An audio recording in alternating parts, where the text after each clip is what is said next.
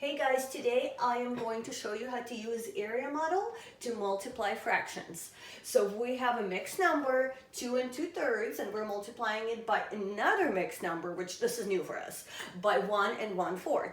So to use our area model, we're going to go ahead and split up our box into 4 parts to find the area model, the inside of our box. So we have 2 and 2/3.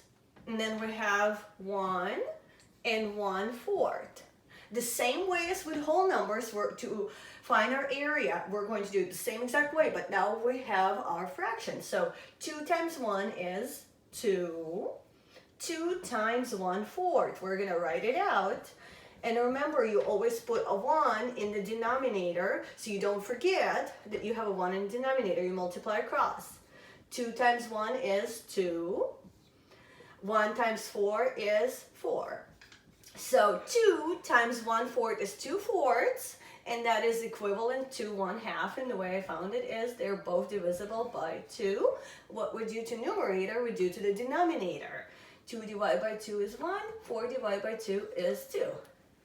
Now we have 2/3 that we're multiplying by 1 whole. 1 in the numerator, 1 in the denominator. 2 times 1 is 2.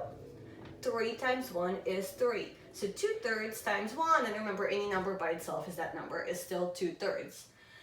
Last one, fraction by fraction. 2/3 times 1/4. Multiplying across one more time. 2 times 1 is 2. 3 times 4 is 12.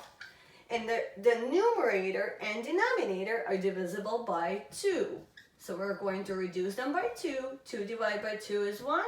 12 divided by 2 is 6. I have 1/6. So now, just like for any other area model problem, we have to add all of our products. So we're finding a product. Okay. We have 2 plus 1/2 plus 2/3 plus 1/6. So looking at these guys, this is a whole number. I'm going to leave it alone. I'm going to look at 1/2, 2/3, and 1/6. I know that I can divide 6 by 6 and get a 1, 6 by 3 and get a 2, and 6 by 2 and get a 3. So my common denominator is going to be 6. So I'm going to go ahead and find my common denominator here. So I'm writing 2 again because I'm leaving my 2 alone. And to get to 6 here, I'm going 2 times 3 is 6. Now I have to multiply my numerator by the same thing. 1 times 3 is 3.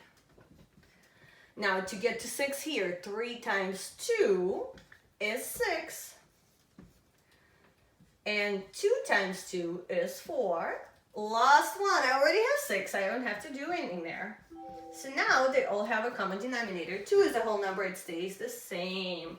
So I have 3 plus 4 is 7. 7 plus 1 is 8.